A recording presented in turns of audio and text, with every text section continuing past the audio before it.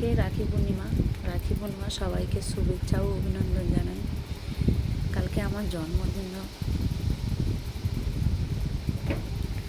আমি রাখি পূর্ণিমায় জন্মগ্রহণ করেছিলাম, তাই জন্য সবাইকে শুভেচ্ছা জানাই রাখি পূর্ণিমায়।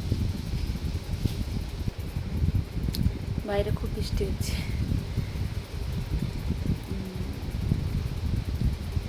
যতই তুমি ভালো বউ হও না কেন, পরিবারে তুমি কারোর কাছে ভালো না, সবার চোখে তুমি খারাপ।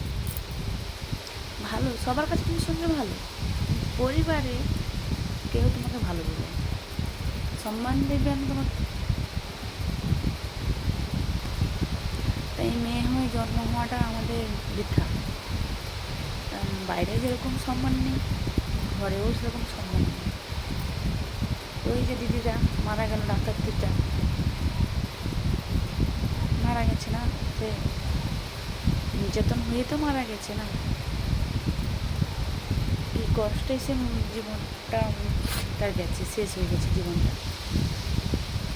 কত কষ্ট পেয়েছে সে জীবনে, তার মা বাবার যখন কাঁদছে। তাই সবাই একটু মেয়েদেরকে সম্মান দিতে শেখে।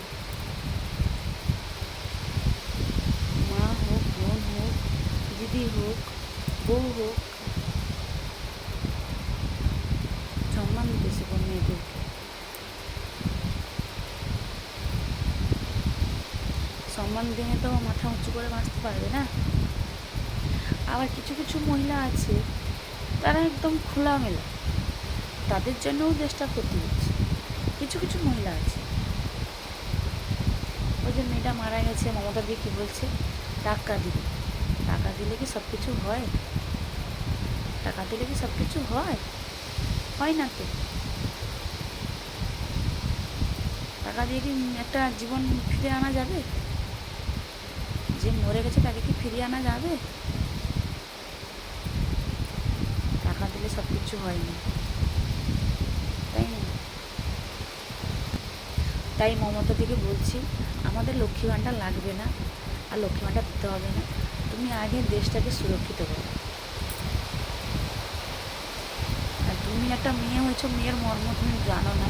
তোমার নিজের তো কোনো সন্তান নেই, তুমি মেয়ের মর্মটা কী বুঝবে? তোমার কোনো সন্তান আছে নাকি?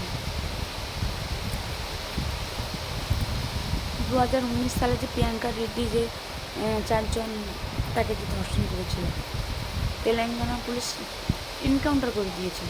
আর আমাদের পশ্চিমবঙ্গে কী হচ্ছে, প্রমাণ লোপাট করছে। তাই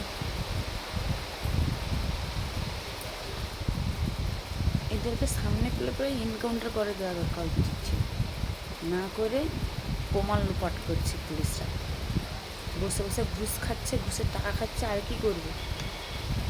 নিজেদের মেয়ের হলে হয়তো কী করতে কে জানে, অপরের মেয়ে হয়েছে না, তাই না? তার জন্য আখের গোছাতে ব্যস্ত হয়ে গেছে সবাই। আর মমতা ব্যানার্জি বলছে কি, টাকা দিয়ে দিব, যে মরে গেছে সে কি আর ফিরে আসবে? আপনারা যদি ওর জন্য কিছু করতে পারেন, টাকা দিয়ে করতে পারেন, আমি 10 লক্ষ টাকা দিই। এত টাকার ড্যামাক, এই জন্য আলু পেঁয়াজের দাম বাড়িয়ে দিচ্ছে।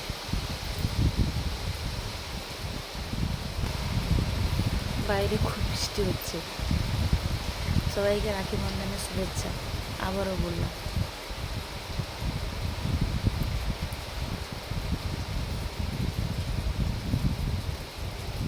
কি বলবো, কিছু বলার ভাষা আমি খুঁজে পাচ্ছি না। ওই মেয়েটা মারা যাওয়ার পর থেকে খুব খারাপ লাগছে। আমার দিদিরই সমবয়সী,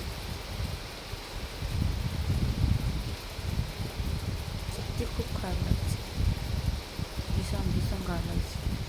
যখনই মানে সবসময় যেন ভাবতে বসে যাই, মেয়েটাকে এরকমই মেরে দিল, মেয়েটাকে এরকমই মেরে দিল।